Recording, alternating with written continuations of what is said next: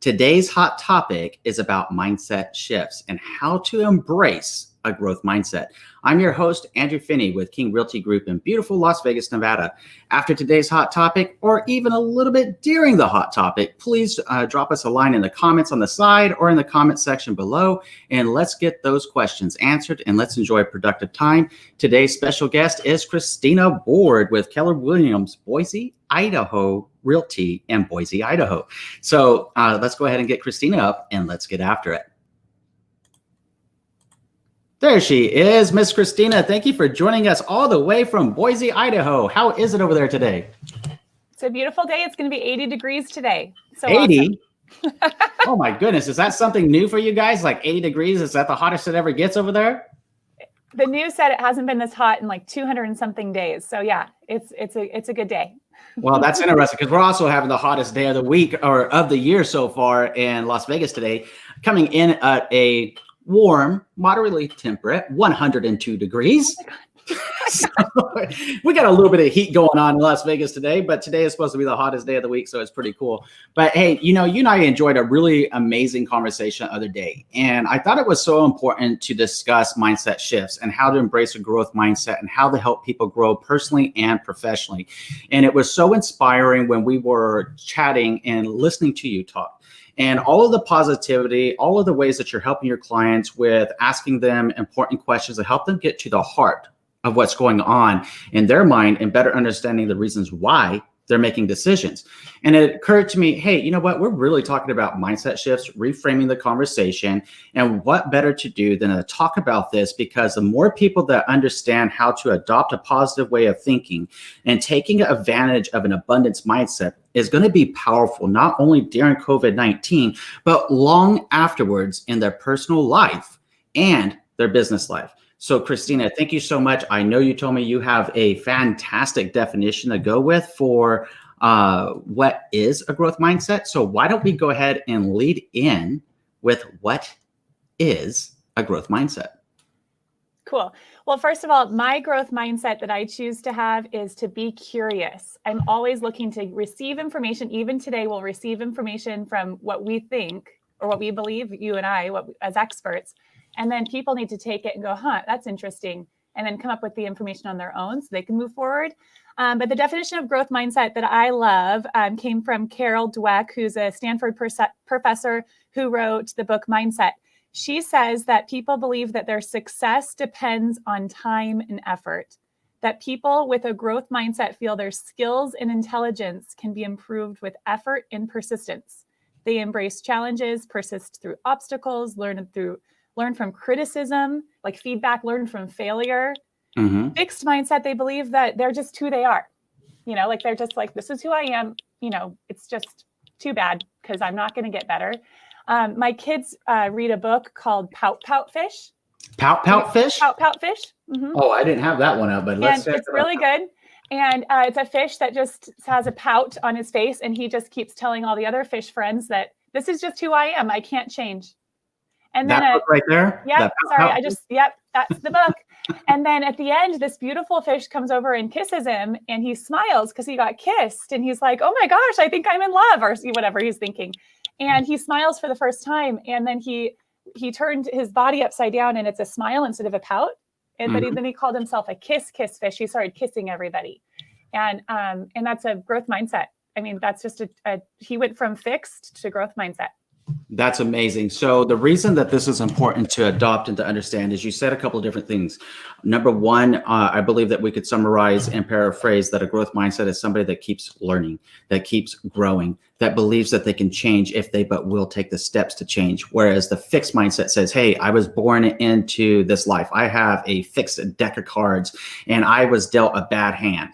And at the end of the day, I can't do anything about it. So I'm just going to be whatever because I'm not going to take ownership. And I know we've been talking about this too, ownership and personal accountability for my actions, behavior, and thought processes, right? Now, I know that we see this a lot, even in like real estate industry, not only from clients, but other real estate agents that kind of take this laissez-faire approach to things that are like, hey, you know what? Screw this. I'm just going to do what I do. It's all about the money. It's not about anything else. Well, from my experience, those agents are normally out of business before they ever started without ever knowing it. And that's number one. But number two, we deal with consumers like that too. And you shared a story with me over the weekend, I believe it was, or last week when we were chatting about this, about a client that had a cabin to sell. And you helped him better understand his options based upon growth mindset principles and taking stock of the reality of the COVID-19 market, right? How did you do that, Christina? Well, I'm going to go through a series of questions that I'd like your viewers to ask themselves, because it's a very personal. I mean, I've watched some of your shows and I've noticed there's questions. What should I do? And it's a very personal decision. It's so hard. And so I want to share the questions so people can write them down, think about it for yourself. But also you hit on a very important topic that different realtors and lenders are giving different points of view, and they're just doing the best they can with information that they have. But here's the deal. Some brokerages have shut their doors and they're not providing any value to their agents. So if your agent is at a brokerage where they're not helping them and supporting them, they could be giving you really bad advice. I had a client a friend in San Francisco interview 2 realtors last week. One said, do not sell. Nobody's buying or selling. It's terrible. The other said, 120 houses sold in your area last week. Like, what are they talking about? And so it's information, and we should be interviewing to get the right information. And then again, think about it for yourself and what's best for you. So here's the questions I asked my friend and client. So he was actually considering buying a cabin, a second home. And a second home is not necessary, right? It's not shelter or roof over our head. It's nice when you can afford it, but it's not necessary. So he was kind of asking me, should I buy it or not? And instead of me, I am very opinionated, but instead of me being opinionated with that question, I slowed down and I asked him, do you need to buy the house? Right. Said, well, no, not really. Like, it's a cabin. Well, do you really, really, really want to buy the house? Yes, I've been wanting to buy this for a long time. It's been my dream. All right. Why do you want to buy it? Said, I want to spend quality time with my family. I want to escape. I work really hard, make memories, go there every weekend after a long work week with my kids. All right. So has that changed for you? The why? No. Okay. So are you confident that you will have a job tomorrow and the next few months? And he said, yeah. Like, he's in an industry that he will have a job. Right. No doubt. All right. So can you afford this cabin? He said, yes. How long do you plan to own it? And he said, forever. And I plan to give it to my children. And I was like, what? All right. So you can afford it. You have a job. This has been a goal for yours, for a long, long time. What do you want to do? And so again, I didn't tell him what to do, but he just closed in the cabin yesterday. Oh, that's awesome. Well, congratulations to both you and especially to your client. And what I think is really interesting is, you and I probably are well aware, I know I am, Simon Sinek, and start with why. In specific, right? And Simon Sinek, to anybody that's watching the live stream, either during the live session or thereafter, you want to talk about learning how to reframe a mindset and shifting your mindset into a positive and healthy, productive one for you, both personally and professionally. Start with your reasons why. And I love the fact that you shared with us the type of questions you were asking your client, and for 2 reasons. One reason that I enjoy listening to the way that you had that conversation, Christina, is because number one, first and foremost, it shows anybody that's watching this during the live stream or thereafter. And if you're watching this thereafter, hey, thank you so much for tuning in and checking us out. But the reason being is you, as another top agent in Boise, Idaho, just pretty much did the same thing that I do here in Vegas with asking exploratory questions, I would call them, confirmation questions. You never pushed. You never tried to sell him anything. You helped him gain clarity and insight on what was important to him by asking important questions to help him cut to the chase. Because if he said to you, no, I can't afford it, well, that's a non-starter at that point. Or, hey, you know what? I'm just not comfortable with this right now, and I want to do this, but I might be losing my job. Then you would have probably told him, don't buy a house, the same way as I've been telling everybody that has a job security issue, or if they're furloughed right now, hey, wait until you resume work and then let's go after it. And if you're furloughed and you're confident you're going to have your job back, go ahead and start a loan application and be one step ahead. Meanwhile, if you're thinking that you don't know what the future holds and you have issues with job security, and you hit on that when you asked him, are you able to afford this? And are you going to be able to afford this in months and years ahead? And he said, yes. That was the job security question. And so that's one reason I really like listening to it, because and part of doing the live streams are completely different than any recorded videos I've created, because people get to see another top agent, hear what you have to say. And the reason that I think this is so transformational in so many different ways, and the reason why I would love, obviously, for live streams to become extremely popular and stuff, but is because it shows how much a top performing agent, a true trusted real estate advisor, cares about the client and not the commission. It shows what to expect from a top performing real estate agent, and how to listen to what an agent says and compare it to what it should be sounding like. So that's one thing that I like. The second one was it's about developing together. And it's that coming togetherness of helping each other through this situation. And that's the whole reason why I said, you know what, this COVID-19 thing is going on. I want to make this video. I want to make this video. I want to do this. I want to do that. There's so much I want to do. And then I was thinking to myself, Andrew, you got to gain clarity.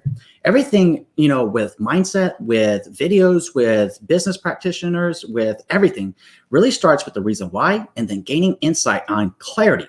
And focusing that attention on how do you do that, right? And I was like, if I make a video about how COVID-19 is going to affect the real estate market, probably a little bit premature back then whenever I was having these considerations, right? The next thing was, there's so many moving parts. It's changing constantly every single day. So how do I keep up with this? And how could I make this better? And I'm like, you know what? Number one, go live. Because it's the best way to stay real time. Number two, let's start reaching out to top agents around the country and getting their perspective in their local marketplace about what they're seeing as far as their real estate closings, the pricing situation, the buyers that are in the market, and what's happening there. So we can then, over time, hit all 50 United States and Canada, right? And then we can have all these wonderful dialogues and help people truly on the levels that matter most, and answer questions live from viewers so that we can help them make sense of what's going on. So it was about, how can I, as my core ethos, by the way, Christina, is like bringing love, joy, and hope to every interaction, big or small, on every level, directly or indirectly. It's all about bringing love, joy, and hope to me. So this is how we do it, and Andrew's humble opinion. So I really appreciate you. Now, I see some comments that came in. I know we have a lot more to discuss about ways to shift mindset and power of positive thinking and stuff like that. But I'd love for anyone that's exploring this, maybe not what you 100% anticipated on a real estate live stream. Yes, we are talking about real estate. Yes, we will answer real estate questions. But it really comes down to this mindset shift. And the reason being is there's so many people out there that are probably applying for mortgage forbearance, unemployment, and everything that don't really need it. And, look, I'm not judging anybody, so please don't mistake what I'm saying here. I'm just seeking to understand the reasons why. And everything comes back to mindset. What is the reason why somebody would apply for something they don't need? Is it out of fear? Which, anybody that knows me would say, hey, Andrew's like the hashtag Beyond Fear movement, right? Where fear is a acronym for false evidence appearing real. So hashtag Beyond Fear is kind of my thing, right? I think I might have come up with that, by the way, me and my video editor, at least. So, that being said, that's the movement. It's moving beyond the false evidence that appears real to account with the hashtag JTAB, just take a breath, reassess the situation and say, hey, you know what? I don't need to claim out mortgage forbearance. I still got a job. So why would you do it? Why would you take money out of the pot that somebody else needs, right? Yeah. How do we come together in this opportunity and time whenever it could look bleak, right? And it is bleak in different ways, but how do we come together, stay together, and support each other? Well, it comes down to mindset shift. It comes down to the importance of first recognizing that we are all much more alike than we are not.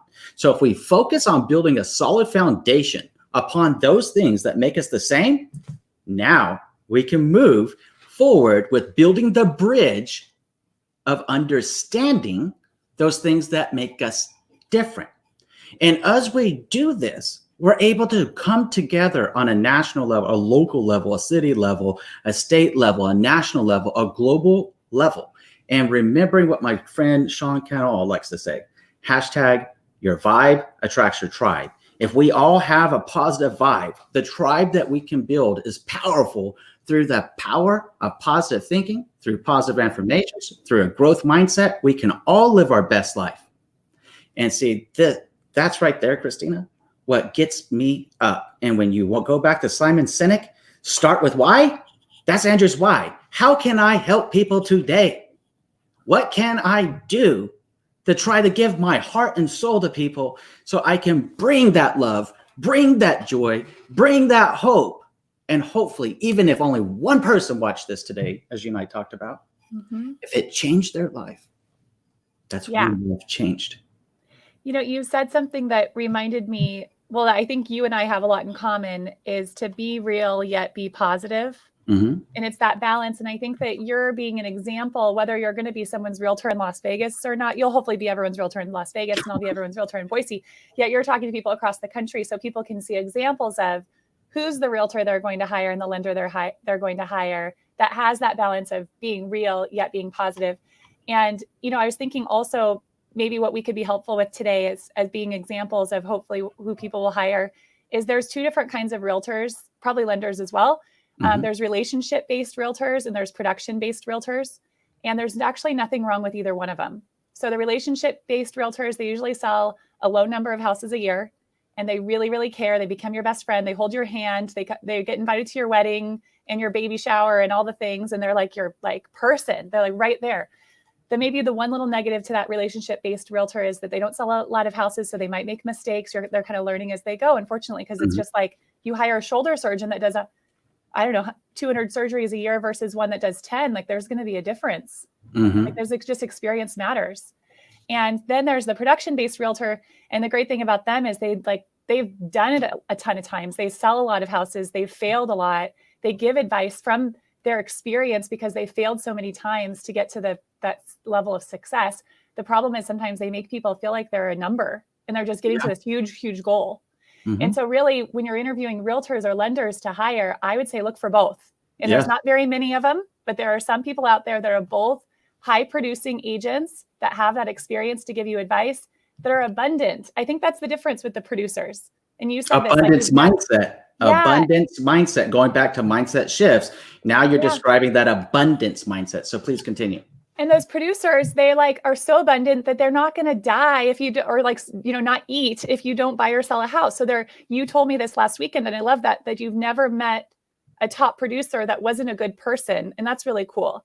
Although sometimes you could feel like a number, and they don't mean to, but they're just like go and doing a million things.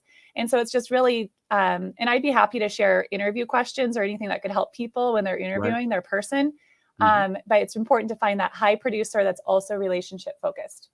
And I think that's critically important because, you and I both do, well, let's just say that you and I help more families in a given year close on their real estate needs than significantly more so than the average performing real estate agent, right? So, but it's a relationship approach, because one of the interesting things is even sometimes in like peak season, I call it peak season because it's like every year this will happen and it's like insane.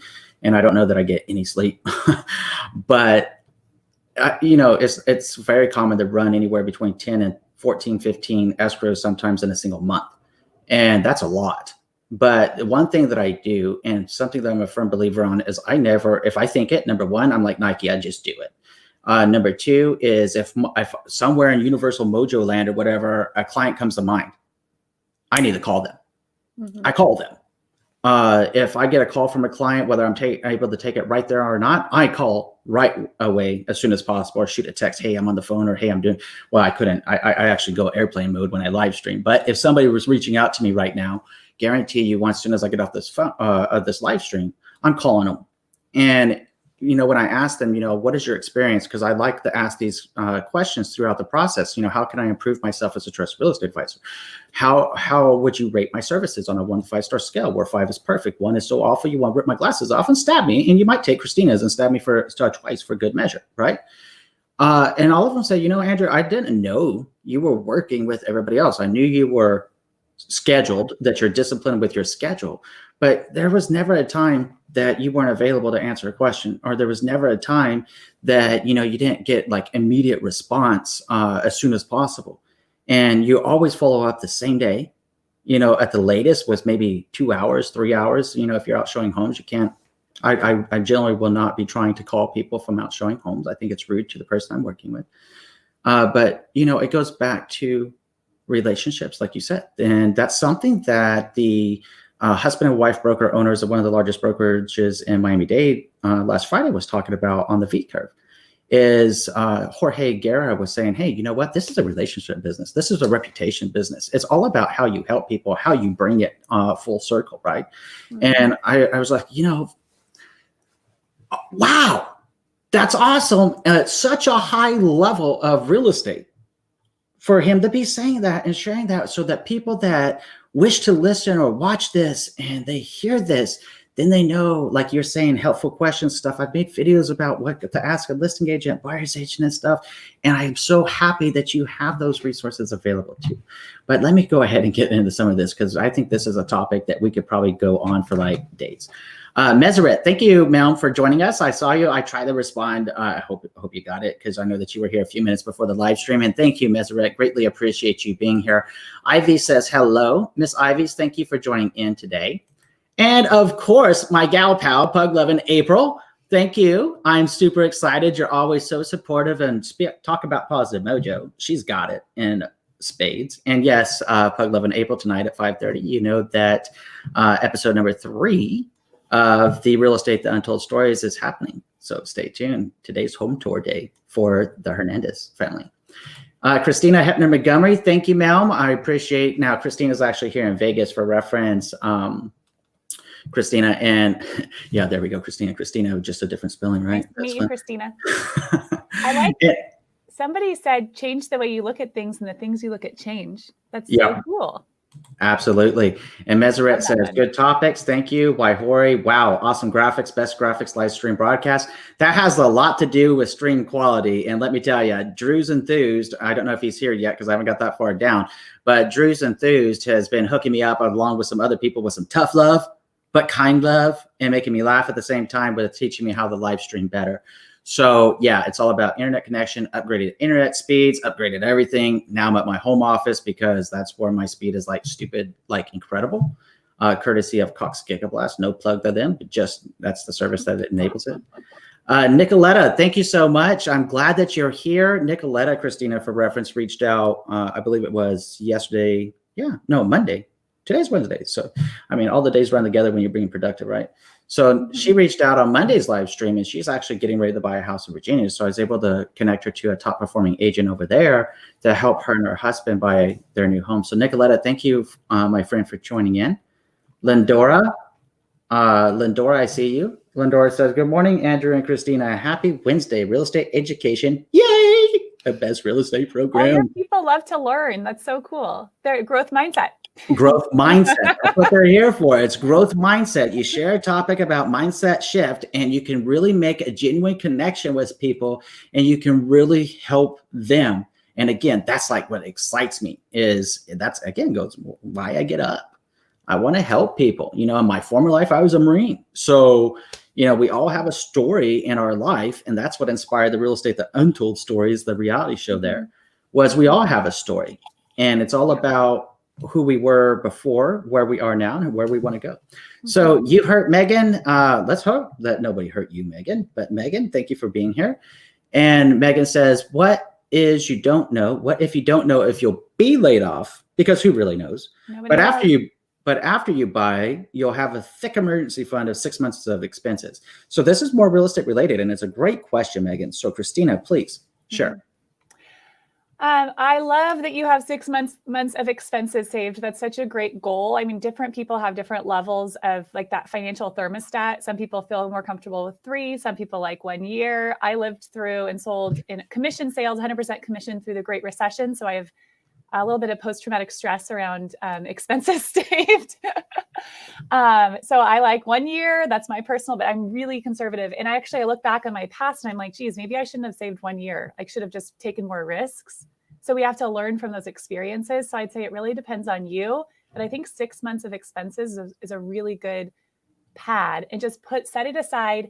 Don't set it aside for vacation or if you lose your job. Set it aside for if you lose your job and you can't afford your expenses, because that always hurts our feelings like, oh, I've got to take money out of my kids' college savings to pay for my expenses because I don't have a job, or I have to take money out of that amazing vacation we're going to go on because I don't have a job, and that just hurts. So set it aside for emergency fund only. And another idea, and I'm not a financial planner or a mortgage officer, but is to put a HELOC on your house and don't use it. A HELOC is a home equity line of credit, just for reference. Yes, thank you. And just have it on your house for an emergency only situation, not for anything else, not to buy a boat, not to go on a vacation or anything, because that's irresponsible, but to like literally have it as in addition to 6 months expenses. That's given my husband and I a little bit more, we feel a little bit more comfortable and confident using our savings to buy and take risks because we also have a HELOC. That makes sense. It's like your rainy day fund on top of your rainy day fund in case it's really necessary, right? So, yeah. I mean, that's a good example. And you know, I've made videos about home equity line of credit, how they work, blah blah blah. And yeah, you were just nailed like a lot of different reasons why not to use it, and then some cases where it makes sense. And one of them is as an absolute backup plan. It's like the last backup plan in my mind's eye. Before even using credit cards. But to me, when you're talking about fiscal conservativeness and taking care of your own personal finances, I think it's critically important for so many different reasons. And even though I'm not a financial planner or mortgage loan officer either, I have had numerous conversations with buying clientele and even seller clients. And, you know, it comes down to the numbers, and it comes down to, Andrew, what can you tell me about this? Well, and again, everybody's life has a story, right? In my former life, whenever I had some time here and there in the Marine Corps to go to night school, I did. And I went to university to become an accountant.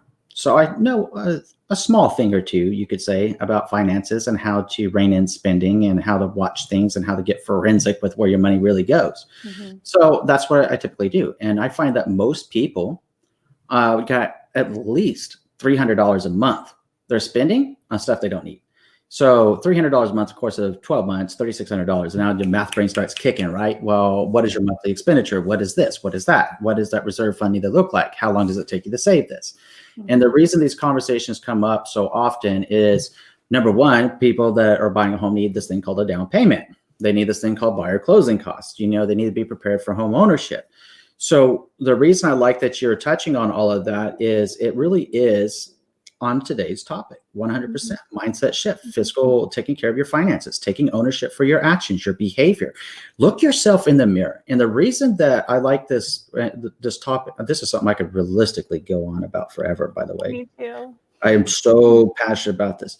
But look, here's the thing. I like that you said that you have an aversion to everything that happened from 2008 and it taught you to save, right?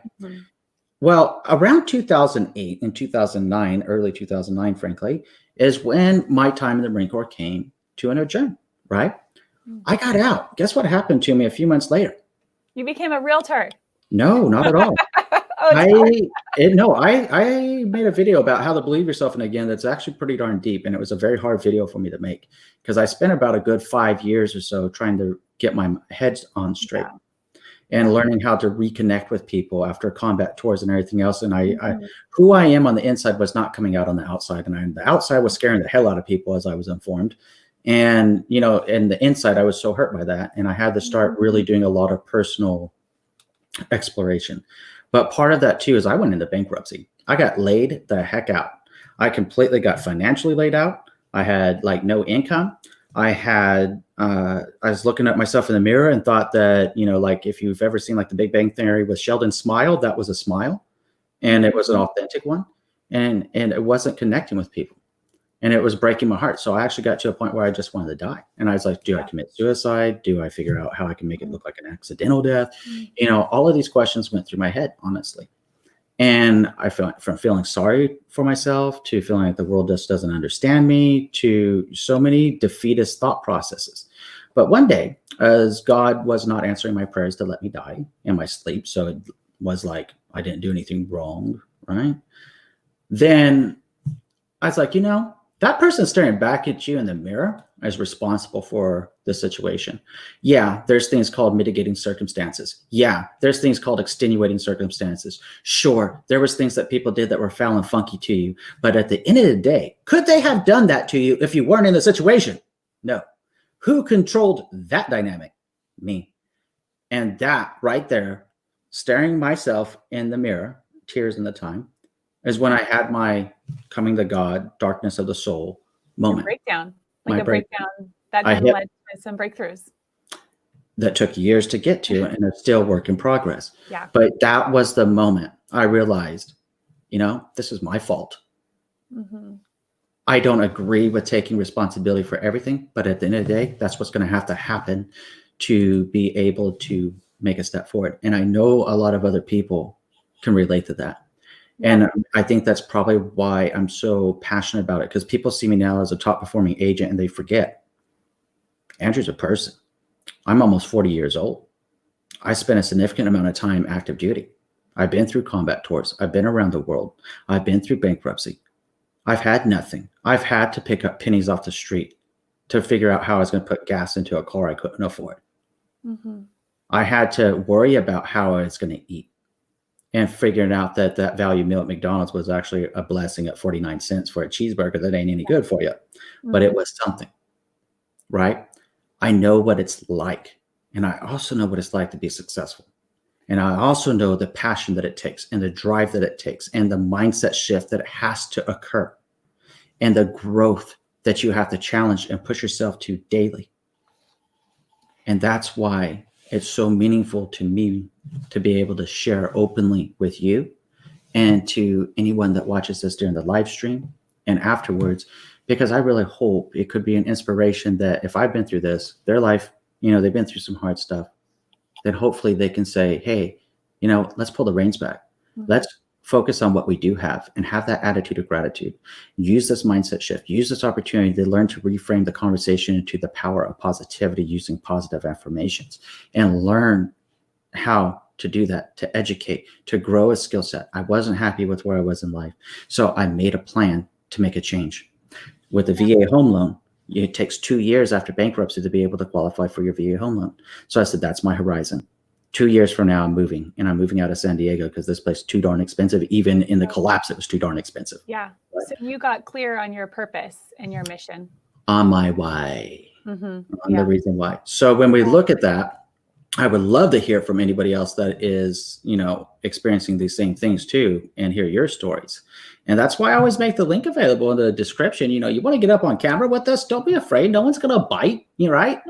Jump up on camera. I mean, it's fun. And share your story with us. And who knows, you could be the reason that not only somebody smiles today, but you could be the reason someone becomes inspired to take a change because they relate with you. And share your life. Effect. A huge ripple effect. Hey, Andrew, somebody asked a follow-up question from the last person's question. All expenses, including business expenses. That's from Harold. And yes. So my family saves 6 months to 1 year expenses for business and personal. And I do have employees. So my business expenses are high.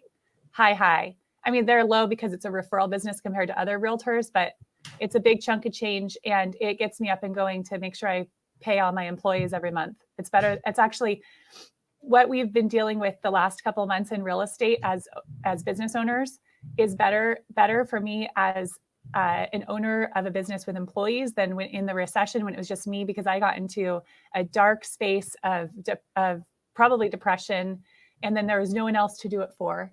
And so unfortunately I wasn't doing for myself. Mm-hmm. And negativity begets negativity. And I was in the middle of not nearly as a hard time as you. Mine was more of like a, white girl suburbia problems, like, just like average person problems. But I did go 5 months, no income, and was eating rice and beans. Mm-hmm. And that was enough for me. That was my rock bottom. We're filling out a resume to go get a real job to get me going. And I think that most people have stories like yours, Andrew, or everyone has a story where we have hard times, and that's where we learn. And that is what the definition of growth mindset is learning through failure instead of sitting and obsessing and staying in that failure, like living in the past, right? Like we could all live in the past and think about how hard our life was and obsess over it and spend all of our time on it. And that is a waste of time. Mm-hmm. We can learn from it. That's not a waste of time to learn, and then make some changes and make progress, not perfection, but progress. That's hard for me. I like to be perfect. And that's Here's the thing. And this comes from Sean Canal as well. I love this guy, by the way, with some of the stuff he comes up with. He says, done is better than perfect. Mm-hmm. And then there's another quote that says that analysis paralysis occurs as a result of overthinking and underworking. Mm-hmm. Those two things click in my head when I'm wondering about, to your point, right? Mm-hmm. I'm like, hey, am I committing analysis paralysis? Hey, Andrew, I know you want to make this perfect, just like Christina wants to make it perfect, but done is better than perfect. Mm-hmm. If you spend too much time in perfection zone, then you end up going into that perpetual analysis paralysis zone next. Time is one of the biggest wasters. And you look at successful people and they have the exact same amount of time. And so it's a mindset shift. Most of my classes and books that I read are around mindset and abundance. Mm-hmm. And changing the way we think, because that is wasting. I mean, I still got we all have baggage, right? Like my baggage could be a purse size or a backpack size, like baggage that we develop when we're like 0 to 7 years old, of the way that we think and the way that we look at the world. And it's all of our limiting beliefs. And we all have baggage. Some people have humongous backpacks or duffel bags of baggage. And some people have small purses, but we have issues that we all need to work out. And the more that we're constantly being curious, and really wanting to learn, like really, really being curious, like not just reacting to someone's statement and going, this is what I believe, like really listening to what someone else has to say and learning, and then developing our own thoughts around it, because we're, grown-ups with our own thoughts, then we can really move forward and grow. Otherwise, we're just living in the past. I think that's so important to take stock of that, because there's one thing that also is a rule of thumb to me is, number one, you got to learn to process in, process out. So if you don't process the information, whether it's good, bad, or indifferent, then it's going to manifest itself and you're going to be held back by the past because you're not processing it. So process out occurs by letting it process in. And then the kind of in between right here says, hey, you know what? At the end of the day, I can only control what I can control. But who can I control? I can control me. Can I control anything other than me? No. Was this situation a result of me? If so, let's improve. Was this a situation that was maybe on this person? Probably. And if that's the case, process out. Forget about it, pivot, move, and what's next to do to grow and move forward. And it's stuff that is like, that's some of the steps that I've taken to grow myself and improve myself. And it's a way that whenever, to your point, when you talk about being curious, it sounded like you were really curious with your client with the cabin. Same approach I take with everybody too. Why do you want to buy a house? How long are you going to live in your house? What does this mean to you in your life? What steps have you taken to get ready to buy a house or sell a house, right? And, it's that curious mind, because the more that you understand, how it fits into everything, the more that they understand is the more aligned you are with the person you're working with. And when that happens, in my opinion, magic occurs. Because I think sometimes people hear of real estate agents and they see $1 million listing agent, they see these different programs out there thinking all real estate agents must make $1 bazillion, when in reality, 97% of real people that get a real estate license today will not be in this business 12 months from now. And 50% of those will not be in business in real estate within the next 3 to 5 years. So your attrition rate is like stupidly high. I mean, you might as well, if I were to make the analogy of going for like Marine Special Forces at the attrition rate to real estate attrition rate, albeit one of them is extremely mental and physically demanding, being Marine Corps Special Operations, right? But if you go into real estate's attrition rate, you're going to find both are way up there, over 90%. And it's because it's so hard, because you have to take ownership. You have to be humble. And in my opinion, I believe, I had this conversation, and I think it goes back to what you said earlier in the stream, is, the reason that I don't normally come across top performing agents that aren't open-minded, that aren't like super awesome people like yourself, right? Or I don't hear of people like wanting to, make a buck on everything that they do, is because this business has a way of keeping you humble, because we work directly with people. We work directly with people's biggest investment in many cases. We get to see the best of people, the worst of people. We get to see the challenges. We get to see the struggles. We get to see the successes. We get to see all of this as real estate agents. And by virtue of being a real estate agent, I wonder if a prerequisite really realistically should be that we all have to be a psychologist, because there is so much into it and how to help people. And, it's really interesting, because I had a conversation here locally yesterday with a gentleman that sent me a showing request on my website, right? And I give him a jingle, and we were jabbering for a couple of moments. And he's like, well, so I want to see this house. It's like $800,000 house, right? In Vegas, that's kind of, that's a pretty expensive home in Vegas. So I said, okay, cool. So he's like, what does it take to see it? I said, well, your availability, number one, and then number two, the listing agent and seller are requesting either your proof of funds or your loan pre-approval to set an appointment. Well, I'm not going to do that. That's a waste of time. Mindset shift. Why is it a waste of time, I ask? Well, why would I have to do all that just to see a home that I might not even want, because maybe I'm just not even into the house? Then why did you want to see that one? What caused you to contact me about this home? Well, I thought it really had a really cool pool in the backyard. Fantastic. So if you got there and is everything that you wanted it to be, what would you want to do? Well, I'd want to buy it. Well, how are you going to do that unless you have your ducks in a row with your loan pre-approval letter? And then, that's just on the buying side of that conversation. Now, the real mindset shift on the deeper level in my head was, you're telling me it's a waste of time to be ready to buy a home by having a loan pre-approval letter or having your proof of funds ready to go if you were going to buy cash. But it's not a waste of time for the seller to let you in their home to show it. And during COVID-19. And, No way. you know what I mean? Even without COVID-19, there's not, in my humble opinion, and I've made well over 600 videos, and I've said this in all of the home buying videos in some form or another, you should never be out looking at homes without a loan pre-approval, ever. Unless you're at an open house and you're just gauging the market and gaining interest in that regard. But you should not seriously be contacting an agent to see a home without first having a buyer consultation meeting, or what I call a game plan meeting, getting in line with your financials or your proof of funds and having them ready to go. Because there is no point. It's a complete waste of time and everybody's vantage point. If you want to go look at homes, I got a website. I'm in Vegas, so we got a lot of homes. So knock yourself out. I mean, you want new homes? Sure, I'll send you links to new home construction too. You want to see home tours? Fantastic. I'll give you some home tour links, right? Mm-hmm. If you want to look at homes. But if you're serious about finding the one that you're going to have as a roof over your head so that you can be sheltering in place, sipping, right? Sipping, SIP, shelter in place, sip. Cute. I haven't heard that. Well, I didn't coin it. I mean, it's just, it coined itself, shelter in place, SIP, SIP. There we go. Mm-hmm. So if we want to sip in place, right, then we need to be ready to go. And it goes back to mindset shift. And that's why when we talk about mindset shifts and the power of positive thinking and everything that we've discussed at this point, it goes so deep because it runs across every spectrum of life, from business to professions, to somebody's job, to their industry, to their personal life, to the way they approach their relationships, to the way that they communicate with people, to the way they think, most importantly, at the end of the day, about themselves. Our brains are like a computer. If you put garbage in it, you're going to get garbage out of it.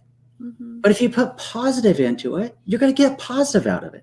So if I tell myself every single day, just like you might be able to see right behind me, stay humble, work hard, be kind.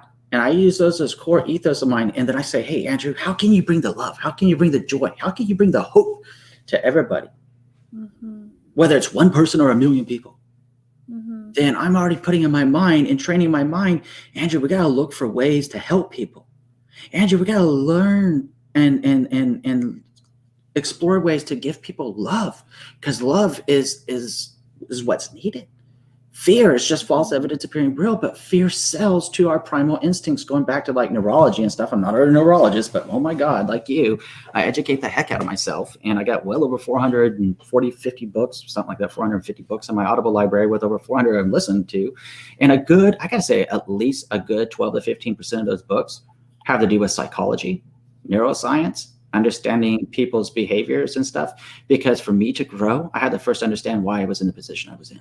So I had to better understand myself so I could better understand how to love somebody else and help somebody else. Hope that makes sense. I wrote that down. I'm so glad you brought up the cellular level. That's so great, because our cells eavesdrop on our thoughts. We're all of our thoughts are just becoming our reality, and it's not necessarily real reality. And the only way to break that from all those past programming is to change our thoughts, which is so good that you're educating, because maybe someone goes, gosh, I should look at that a little bit differently. And that's the start. Is first, it starts with awareness, because so many of us, me too, we don't even have any idea what the heck we're doing. Like we just have no awareness around it. And then once we have the awareness, then we can start, we can't control the first thought, that like immediate reaction that you have in the thought in our mind, but if we are aware, we can control the second. And in the recession, when I was struggling, I got paired up with an affirmations partner, and we got on the phone every morning and we did positive affirmations to each other.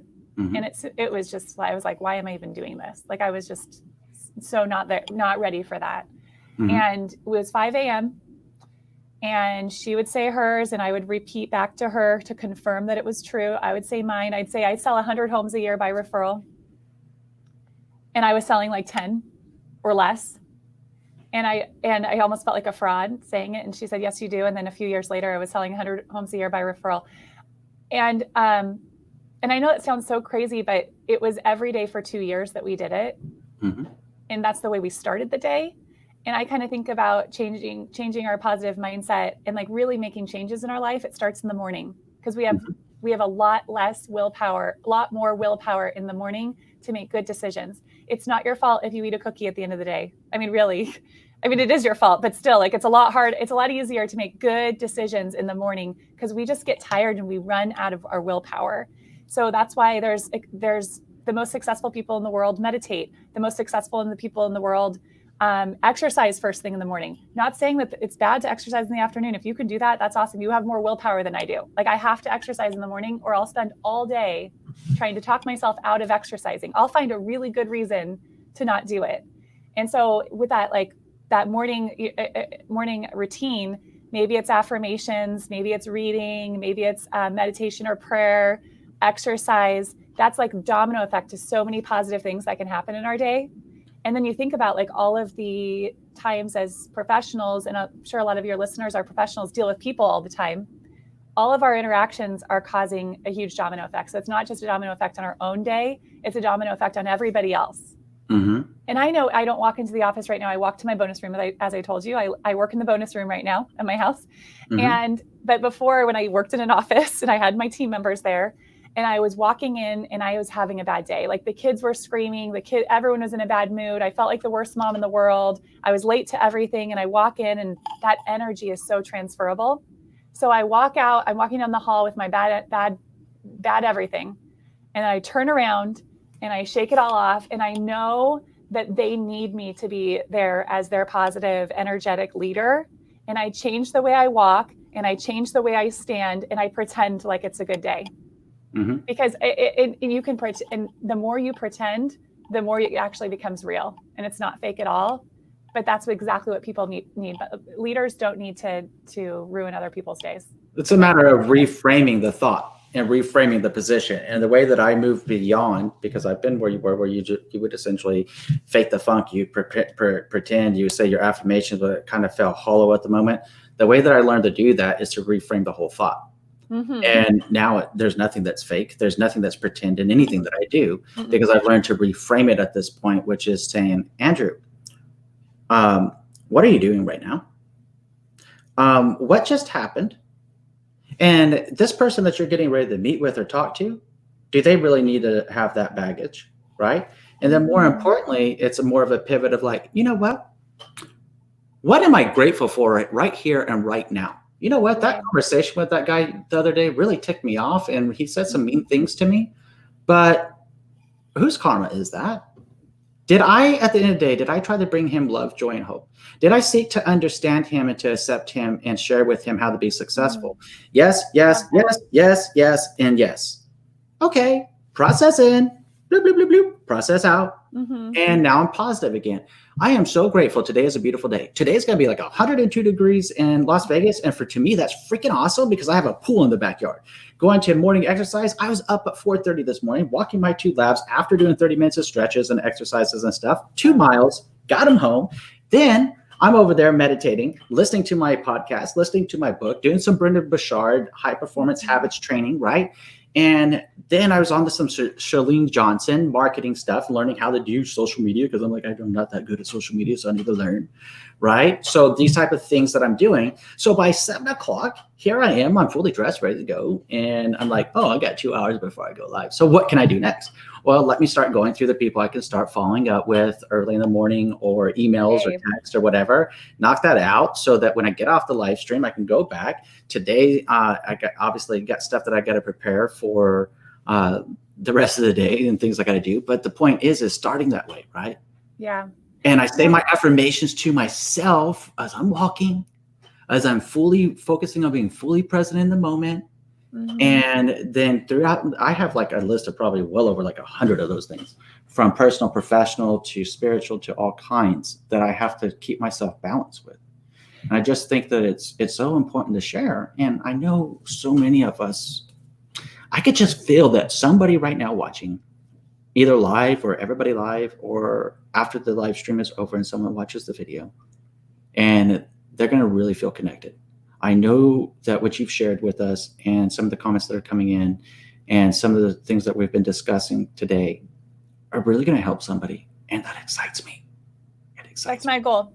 My goal is to make impact on somebody, just one person every day. So I hope that happens. What you're saying, what I'm saying, I'm so glad that we shared our struggles too, because a lot of times people see successful people and they start comparing their insides to other people's outsides. I hope nobody's doing that right now. So if you're not, like, if anyone listening is not exercising, not meditating, not reading, not getting up early, and you just feel like crap when you hear all that, just start with one thing. Like, habits don't change overnight, and it usually is one thing at a time, and it is a domino effect. It's not simultaneous. It's what's the word? The opposite of simultaneous. I was going to go with, it's a power of consistency, the law of accumulation, and putting it out. If your step one is just getting up, then let's make sure you get up. Yeah. And then that's where Mel Robbins' book, 5, 4, 3, 2, 1 is helpful, right? Oh, I've heard about her. I love that idea. That's so cool. It works. And then, hey, if your goal is to start taking a walk or exercising, the next step is actually putting out your sneakers next to you. And even if you don't put them on that day, by virtue of looking at them, eventually you're going to start putting them on. And oh my God, when you put on the sneakers, then you're going to start walking in them. And then you're still may not be running or going for a walk just yet, but you're like, hey, you know what? These sneakers feel good. I like these sneakers. They make me want to start exercising. And over time, you start adopting these practices. I didn't just start, walking 2 miles. I didn't just start, getting into self-education. As I shared with you, Christina, and I've shared with everybody with us, whether they're joining us in the live stream or after the fact. And if you're here after this video has been recorded, thank you again for being here. It really means a lot. This has been, for me, this started in essentially 2006, even though, crap really hit the fan in 2009. So for me, this is a 14-year journey to get to this point. And if I look back 14 years ago, what I thought that I would have been through the massive failures, the massive heartache, the massive pain, no, I didn't. I thought things would have been a lot different right now. Lifelong journey. But I had a decision to make whenever I told you I was at that low. Am I going to kill myself? Am I going to kill myself? I'm glad you didn't. I am too, because I have to believe there's a reason why I'm here. I have to believe that. No doubt. And I have to believe there's something that's meant to happen to help people. And that's why I had to get in touch with my why. And it was, how can I help people? And how can I earn a good living and help people at the same time? How can I educate myself? How can I do things, right? So, it's so important. But again, this is such a deep and powerful topic, clearly to you and to me and to a lot of people that are watching. But I do want to give some acknowledgments here of other things coming in. So Ray Florence says, good morning, tuning in from Washington State. Thank you so much for joining us from Washington State, Ray. I did reach out to some agents in Seattle, by the way, because that is one of the goals to get some in there. So I'll let you know. I would like to get somebody from Washington in the next couple of weeks on the show. Ricardo Val's a current client here right now in contract, matter of fact. Thank you for being here, Ricardo. Really appreciate you. Hope you're enjoying a beautiful day, my friend. Kyle Walker, thank you for being here. And says, he was a comment that you mentioned earlier, when you change the way you look at things, the things you look at change. Now, I'm trying to remember, is that like Dale Carnegie that said that, or who it was that said that? Because I know I've heard this saying, and it's been very specific, Kyle. And yes, you're absolutely right. When you change the way that you look at things, the things you look at change. And this is something that I shared with another gentleman that was a past client that was in one of the previous live streams. He's like, I forget that so many people are getting furloughed right now. I forget this because I'm active duty and blah, blah, blah. And I said, this is where, to Christina's point, awareness is the first step. We have to be aware. Christina's in her bubble right now. Andrew's in his bubble right now. Mm-hmm. Kyle's in his bubble. Pug Love and April's in hers. Tanya's in hers. Harold's in his, right? So we all have this bubble called our life and our worldview outwards, right? But we got to remember, Christina has a story. Christina has a life. Kyle has one. April has one. Harold has one. Tanya has one. Ricardo has one. And we're all experiencing our life journey at the same time. So it's about, that's where it comes into like the hashtag stronger and better together that I love to say all the time. But stronger and better together, that's where it comes from, is first recognizing that we're all more alike. We all have, number one, this bubble.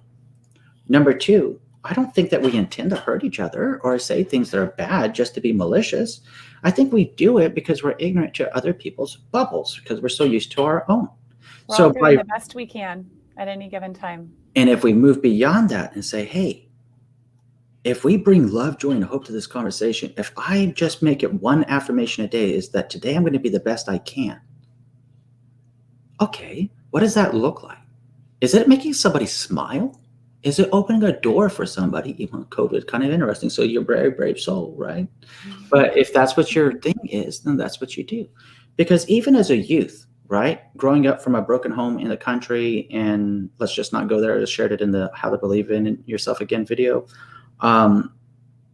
Very deep, by the way, but I used to have a saying, and it's still one of my sayings too, when you go in the core ethos and the way that I think, is that today I am better than I was yesterday. And tomorrow I will be better than I am today. And when you go back to reframing conversations, right, that's something I remind myself, today's a sucky day. Why is it a sucky day? Okay, is it a sucky day really? Or did we learn something today? Oh, we learned something. So I guess it wasn't a sucky day. I guess we're better than we were yesterday. And tomorrow we know we're going to be better than we are today, because we're going to bring the love, we're going to bring the joy, we're going to bring the hope, and we're going to help people. So Kyle, you're absolutely right. Pug Love and April, you remember this time. Yes, ma'am. Thank you. I think you always remember, or you just got all notifications set on your subscription too, which, by the way, if you tap that bell twice, you can actually hit all notifications. And anytime I go live or anytime there's a video out there, you immediately get notified courtesy of YouTube that way. It's pretty cool. So Sayla Yusuf, hey Andrew, hey Sayla, thank you. Harold says, good morning from McAllen, Texas. Thank you for joining us from McAllen, Texas today, Harold. I know that Christina hit on your question about all expenses, including business expenses. Tanya G says, good morning from Olive Branch, Mississippi. Thanks for the most informative info. Thank you for joining us today from Olive Branch. It is great to have you, Tanya. Nenya Business, right? Nenya Business says, thank you, Andrew. I needed to hear your story. Linda in Oklahoma.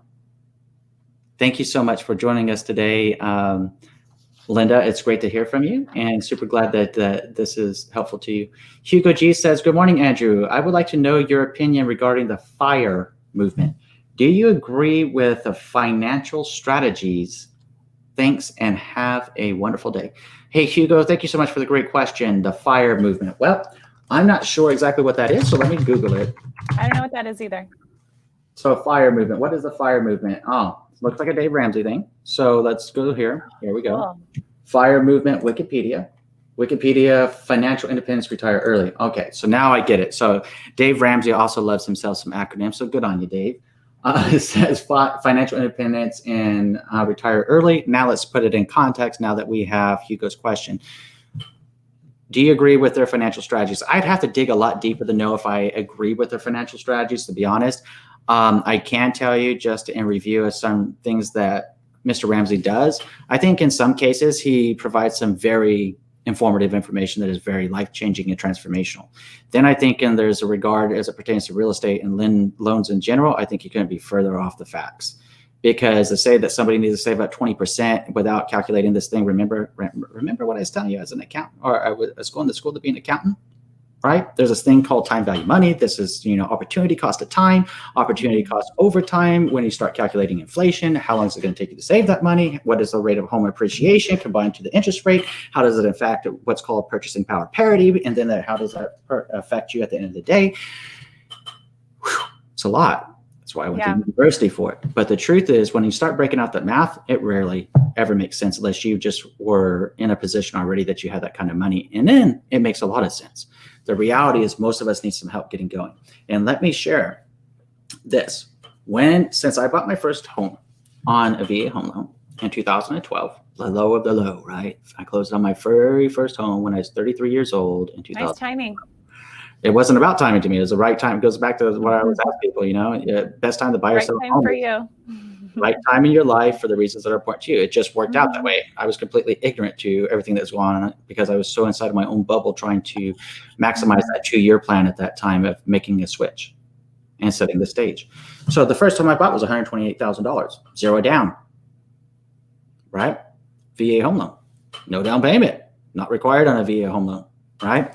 So with that said, the seller helped out with buyer closing costs at the time. Some I had just enough to scrape by up for the rest that was needed, right? But then in 2016 and late 2013, I got into real estate, worked, spent the first 6 months of my real estate career failing in the most spectacular of ways. So much so that I was like, hey, you know what? This may have been a really awful idea.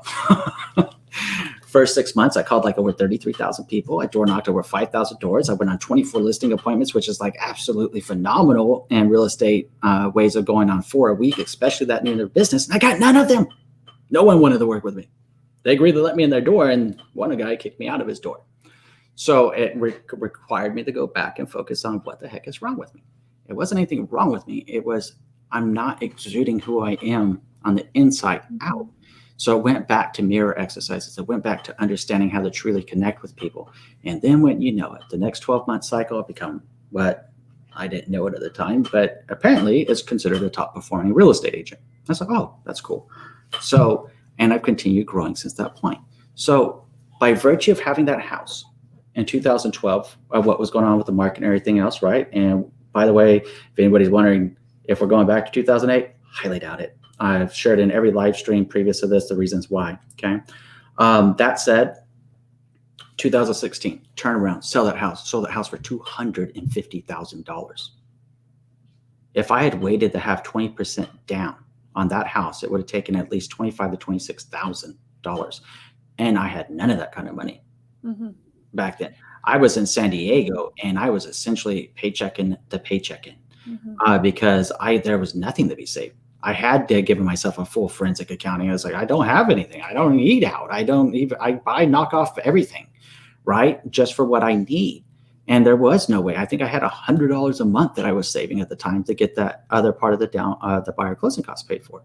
But the point that I'm making here is in 4 years' time, in that case, I was able to, after taxes and all that fun stuff. Well, actually, I was single.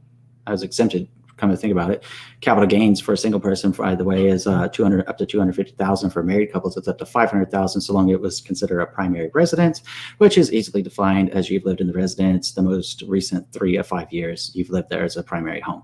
So at least 3 years of the last 5. Okay. So, anyways, kind of like a side plug, real nerd, get really quiet, go back, revisit it, back it up, listen to the definition again, right?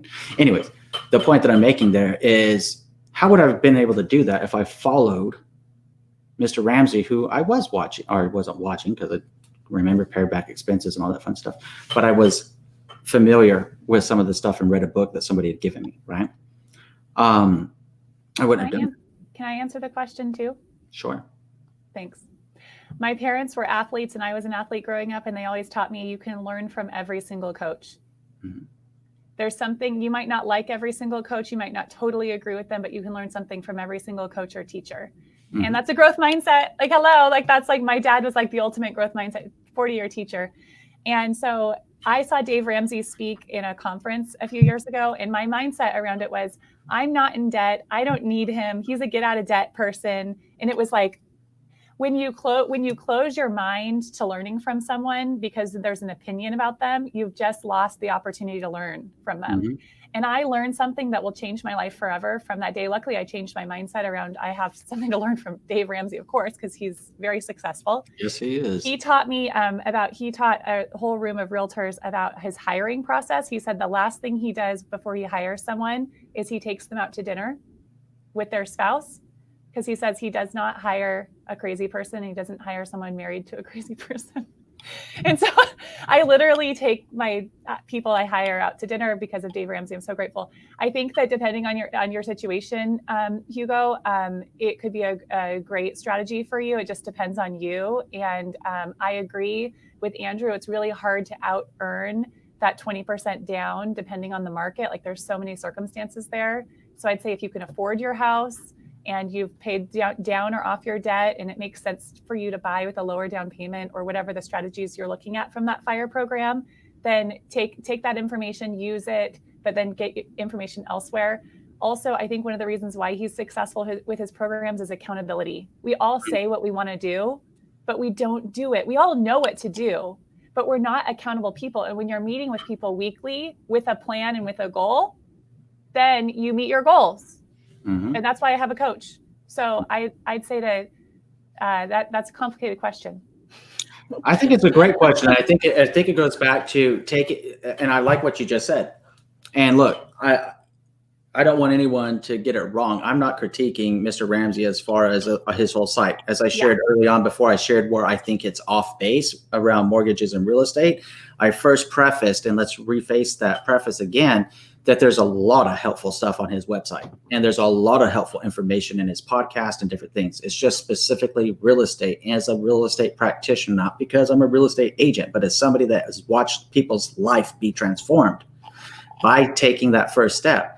The notion of the 20% down payment just doesn't make a lot of sense in real estate practice. Now, I probably agree with over 90% of what he says. It's just that 10% about real estate. I'm like, no, Mr. Ramsey, come on. Why do you do that? But anyways, that's a different story. Rafael Flores says, hello, Andrew and company. This company is brought to you by Christina Ward in Boise, Idaho. And by the way, Christina has some wonderful links if you would like to follow her on Instagram at Christina Moore Ward, where she has wonderful stuff with her family and her intimate moments and real estate moments, and then her schedule right there to meditate, business networking, call past clients, talent app Zoom, on and on and on. So, I mean, a lot of helpful information there, along with obviously Christina and Company on Facebook and website Christina and Company. If you wanted to see what homes in Boise, Idaho look like, right? And how to do it. So, Raphael, thank you for saying that. Hello, Andrew and Company, because hey, all these links to Miss Christina are in the description below. Feel free to check them out. Feel free to follow her, obviously, and let her know if you know of anybody that's looking in the Boise market. So Nenya says, I love that point, Christina. Linda. Whatever point that was, I don't remember. Thanks, Doc. That's great stuff. And then Nicoletta says, such great advice. Again, Nicoletta, fantastic. Super glad that you're here and super glad that you're getting value out of today's stream. That's fantastic. Kyle Walker, affirmations every night are wonderful. Tons of great guided ones on YouTube. You're right. In the morning, when you first wake up, and at night, two perfect times to do it, as well as beginning, once you're in the affirmation mode, to begin like a journal of your daily gratitudes in the morning and the evening. Never, especially those hard days that you really don't feel like it. You got to remember what you're grateful for and reframe your mindset. Even if it's just like, hey, you know what? I'm taking breath right now and I'm not dead. Yeah.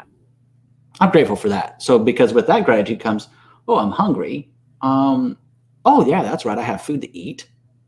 I'm not exposed to the elements. I have a home, so I'm grateful for that too.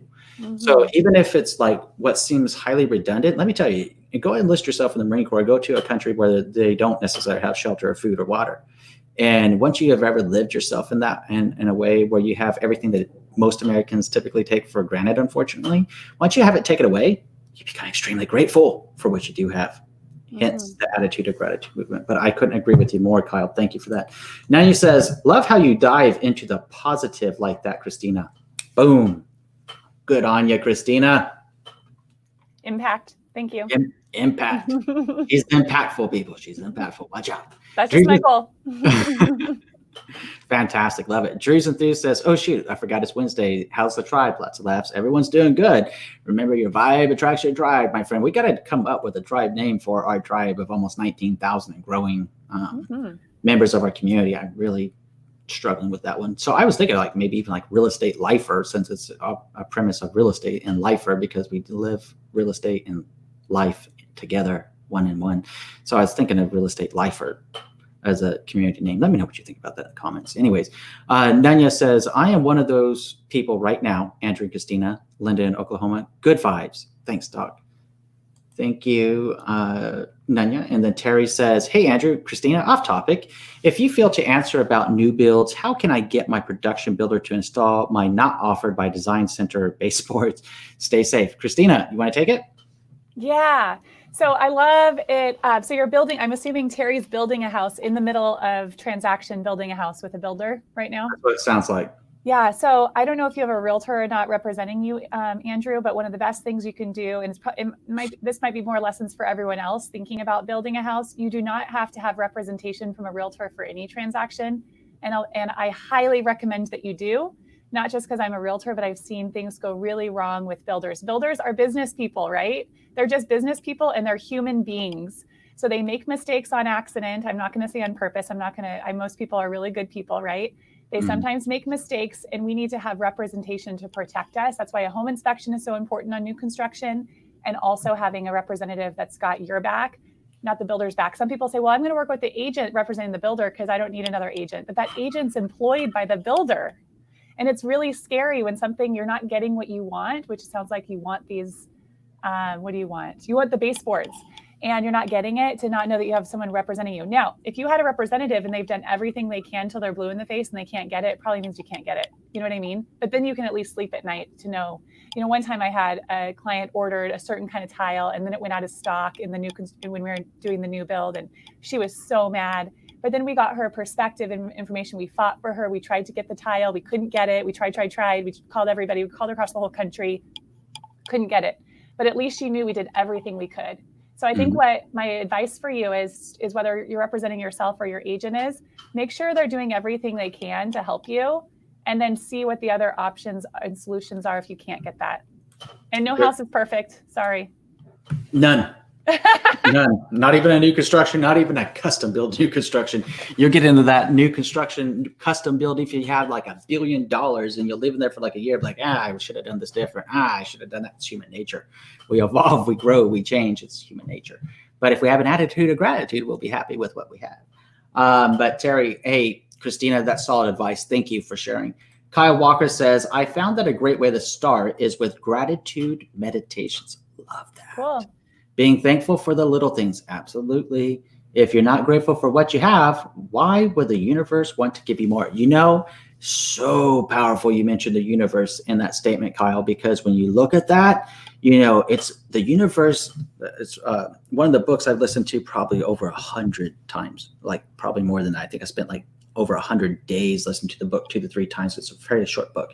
Is the Tao Te Ching. Tao Te Ching. Powerful, powerful, powerful. And in that, it's like, hey, you know what? There is no right. There is no wrong. What? There's only existing, right? Like, what? There is no existing. There is existing, but there is not either. It's just, it challenges your brain to think and reframe it. And when you talk about the universe in specific, the universe doesn't know what's good for you, doesn't know what's bad for you. The universe is giving you what you say to it, what you want it to give. So if you're thinking and focused on negative action and negative activity and wonder why your life is so negative, check your mindset, because you're wrecking yourself, right? You're wrecking yourself because everything begins and ends up here and with the words that come out of your mouth, right?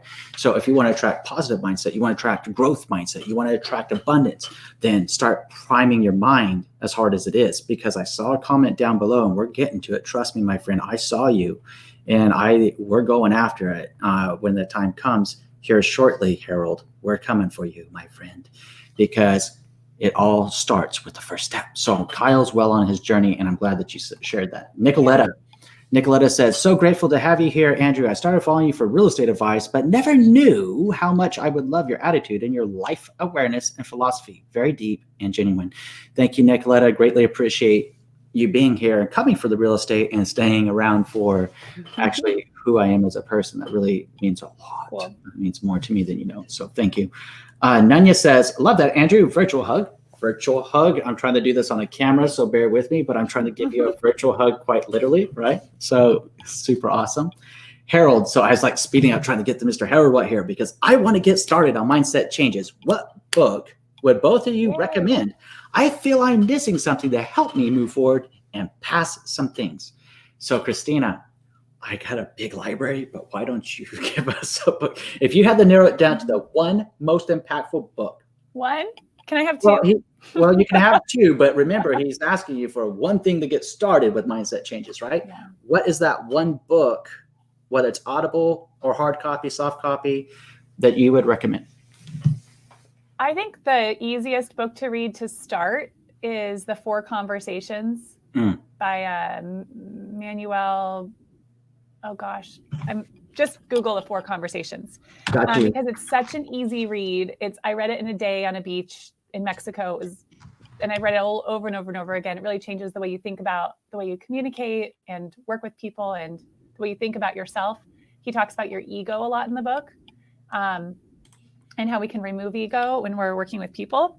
And then I just read The Untethered Soul. No, that's not the right book. That's why we're looking it up. This is good. Hey, you know what? Real time. You said The 4 Conversations, right? Yeah. I hope I have it right. Conversations. Oh, no, it's The 4 Agreements. That's why. It's The 4 Agreements. Sorry. I know The 4 Agreements. I don't know this 4 Conversations book. So 4 Agreements. Yes. Now that's exactly. Not even Manuel. So here we go. We got it really wrong. Peter Coyote.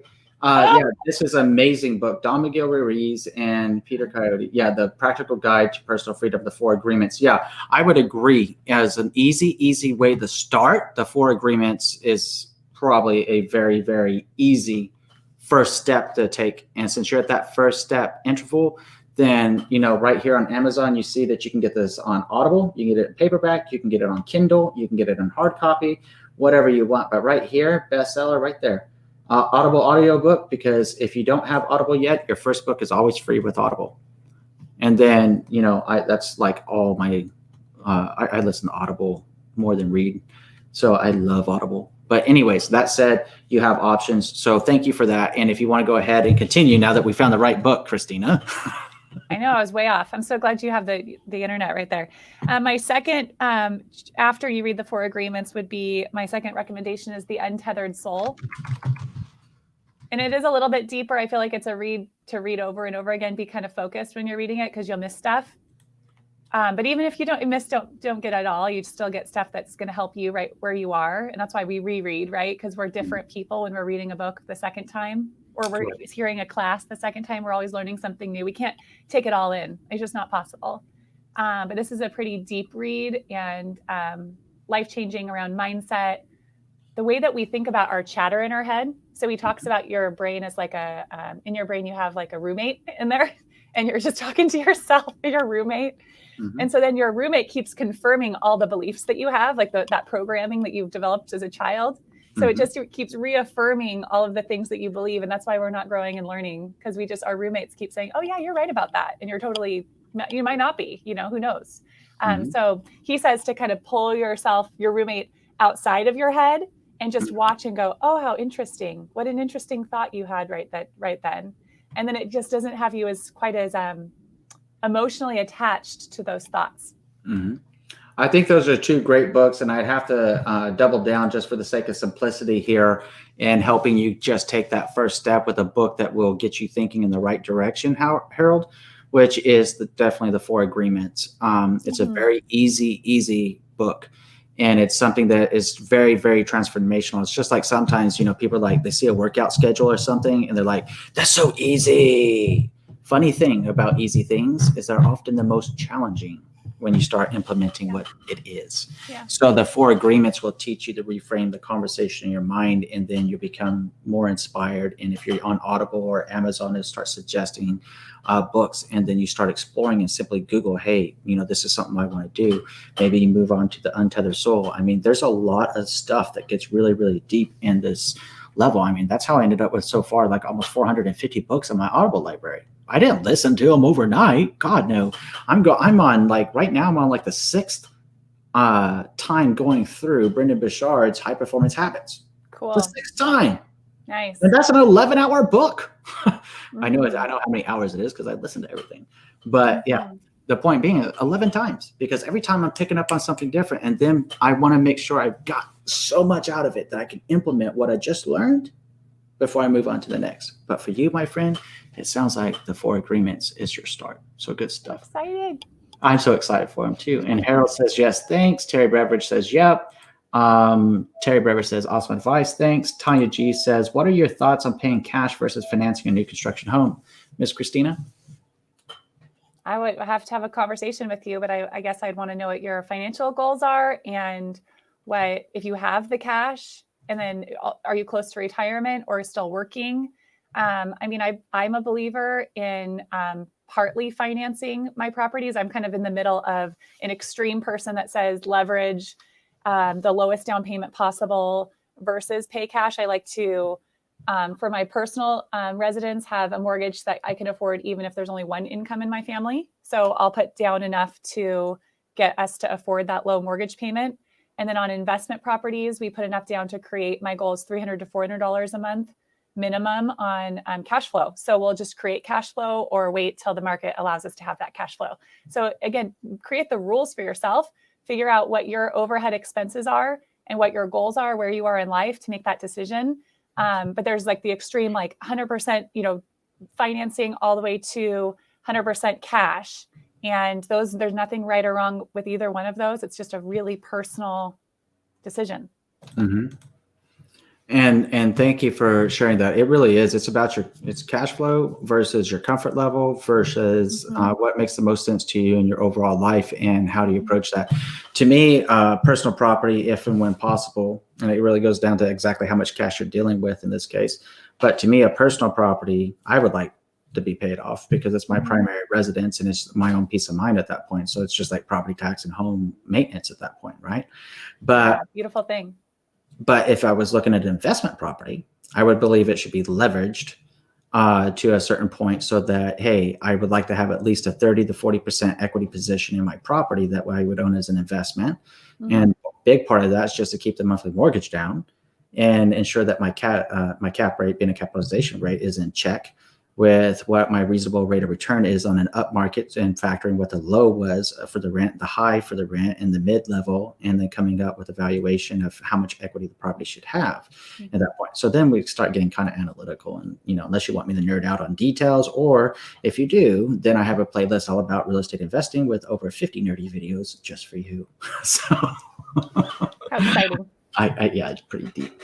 Nanya says, attitude of gratitude. Love it, Linda. So Harold says, awesome. Thanks for all your info. So we have been streaming, and you're welcome, Harold, by the way, and thank you for being here. We have been streaming for almost an hour and a half. So again, this is something I could literally just be like, if I had, abundance of time and just didn't have anything else to do, I'd just sit back here. Okay, I'm waiting, people. And then jump on the moment the opportunity presents itself, right, to help. But because we all have a schedule and all good things must come to an adjournment eventually, right? What I would like to do is leave you with a few different things that we didn't get to at the earlier part of the stream, as I kind of hoped. But hey, it's all about viewer engagement and making sure we're here for you. That's the whole purpose when going back to why are we going live? It's for you. So if you want to go back and you want to get started with 12 ways to shift your mindset and embrace change, cool. I will, after the live stream, I will put all of these links in the description below for you to easily reference, okay? Going back to, you're going to hear a lot of things that probably Christina and I both mentioned in this, by the way, which is learn to meditate, make a personal development of priority to yourself, retrain your brain by noticing 3 positive changes per day, write your postmortem. That's an interesting one, by the way, but yeah, focus on your long-term vision, imagine the inevitable, do the dirty work yourself, listen to trusted outside perspectives, accept the change will happen with or without you. So true. Hire more women. Yeah. Yeah. Right. Sorry. Okay. Tell me how you really feel. Right. I'm so excited. Sorry. Love your positive energy. It's fantastic. Make yourself vulnerable to others and eliminate your sunk cost mindset. So I will be putting all of this in there. Now, this is obviously from Inc., which is a business publication, right? But then I also make this available to you, which is fixed mindset versus growth mindset, which we had talked on. One thing that we didn't get in too deep on today, at least ways by name, is infinite versus finite mindset. It's actually a book by Simon Sinek that was called Finite versus Infinite Games. And then I just apply it to the term mindset, because really everything originates in mindset. In short, a finite mindset thinks everything's about them. They can do it all. It should always be about them. They're better than everybody else in the world. Where an infinite mindset is what you're observing in practice right now, with Christina being here, with all of you being here right now, either during the live session or after the fact and watching this. We are doing this because we understand the philosophy and the principle that we are stronger and better together than we are not. Infinite mindset says we're in this together. Let's figure this out together, and let's work together to improve everybody's life at the same time. So that's in a nutshell, but I'd highly recommend that book as well. Extremely powerful. And then there was How to Tap into the Power of Positivity, that I'll put out there. Just helpful stuff and easy ways. Learn to substitute every negative thought with a positive one. So Brendon Burchard, as I mentioned, I'm going through his book, High Performance Habits. He says, when you feel like you have so much anxiety and stress in your life and you don't know what to do, he said it's about going back to that quick meditation moment, right? Taking that breath. And then he says, tell your brain release. Tell your brain to release. Release the negative. Release the anxiety. Release whatever is eating at you in that moment. And breathe. And breathe. And then probably in less than like 2 minutes, you're like, okay, I'm back. Hello, world. I'm ready for you again. And it's so true. It's because you're retraining your brain. So when it says to release the negative, just literally command prompt is release. Mm-hmm. And then as a positive side, I say, okay, release the negativity. And as I breathe in next, I'm feeling with love, joy, and hope. That's what I tell myself. So nice. Positive affirmations, very simple to get some. And I popped this one up to show you just how easy it is. This was as simple as typing in positive affirmations on Google, going over to where they have all those nice little meme things or whatever, right? Well, I've got to remember I'm kind of old, I guess. So memes, whatever. I just know that I like them. So 42 positive affirmations change your life. And this gives you an example. Big thing about positive affirmations or affirmations of any kind is it's an active voice that you take. It's an I and an active voice. It's not a passive voice. It's an I. It's a will or am doing. It's an active voice. Just keep that in mind, because I'm a firm believer once you get into positive affirmations, you should write out those that are most meaningful to you and stay consistent with your affirmations. So Nicoletta, thank you so much. You're hitting us at the right time here, my dear. And Nicoletta says, Dr. Wayne Dyer's books, videos are great. He also writes about the Tao Te Ching. True story, Nicoletta, that's how I found out. I listened to Dr. Wayne Dyer's books, and he was referencing the Tao Te Ching. I was like, that's deep. I need to actually get the Tao Te Ching and take a listen to it. So, I mean, the Tao Te Ching, one of my absolute favorites. You know, I have that and so many other books, you know, like the Bhagavad Gita is deep too. So, I mean, I've done a lot of multicultural, points of view on this to try to become the best version of me that I can be and live the best life that I can by virtue of giving and bringing love, joy, and hope to people. So Nicoletta, thank you. So that you're absolutely right. Dr. Wayne Dyer is powerful. So Christina, you know, one of the last things that I always like to tell people is to please go out there and be the reason that somebody smiles today. Yeah. Right? To make the world a brighter place and a greater place to be. But my question for you is, what would you like to share with all of us before we go? I was just thinking about some free information that I can share that I got from someone smarter, better, more qualified than me last year. So when you were going through those articles, it made me think about the saying, you can't improve what you don't measure. And measuring some things is hard. It's like figuring out, like, how do you measure your positivity? I actually got measured from a doctor last year from several tests. I got to see all the things happening on my insides. Mm-hmm. And I know that I'm a super high driven, very busy professional with a lot of stress. Okay. I know that, you know, we all know we're pretty self-aware, but she showed me my cortisol levels inside my body. Cortisol is the stress producing hormone, by the way. Yeah. And she showed it to me in a lab, and it changed my ability to change my habits like that, because she showed it to me. And then she said, you know, your body is managing this. You're generally healthy. But if something else comes inside your body, like cancer, your body might not be able to manage that. And that was enough for me to say, what do I need to do to not be so stressed out? And she recommended deep belly breaths at stoplights. So, because we say, we all know to take deep breaths, right? But we forget to do it, like literally forget to Really breathe. easy to forget. And so I do at stoplights, I do deep belly breaths. She recommended feet in the ground. So I do grounding, meditation and yoga, of course, or prayer, any of that, like gratitude, work through like being present and mindful. She recommended eating, being present when eating. And I didn't even realize that I was like shoving food because I'm so busy. I just was like swallowing food. It was crazy. And so now I look at the food and I go with gratitude, what a miracle that this is even on my plate right now. Like all the people that had to work and things that had to happen in order to get, especially vegetables. Like that's so amazing to think about the vegetables on my plate and then take 15 bites per spoonful or forkful, 15 chews, which is hard to do. So there's been many behavior changes that I've made because I measured it. And I know some, like that was just like a kind of a fun thing, like let's go to the doctor and get measured. And some people can't afford it. So maybe just take my advice and just do all the deep belly breaths and the grounding, because why not, right? And we all probably have a little bit of cortisol inside our body, a little bit of stress. And it was just a huge change for me to realize that, learn it, and then take action, and that we can always grow and make better changes. So for what it's worth, I wanted to share that.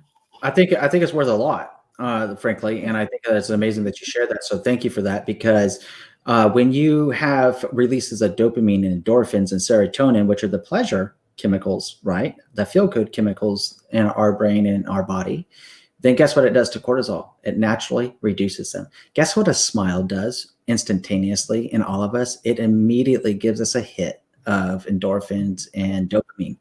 It's like boom. So just by virtue of making somebody smile, they smile back at you. You've given you both, because smiles are contagious. That's why I always say, be the reason someone smiles, because it's going to give you that positive mojo right inside of you. It's going to lower that cortisol right there for that stress producing hormone. And it's going to make someone else smile. And then hopefully it's contagious and we make the whole world a better place. And all we started with was a smile. That's it. Awesome. Just a smile. So anyways, Christina, thank you so much. I knew this was going to be like an amazing time with you today, and everybody that has tuned in with us.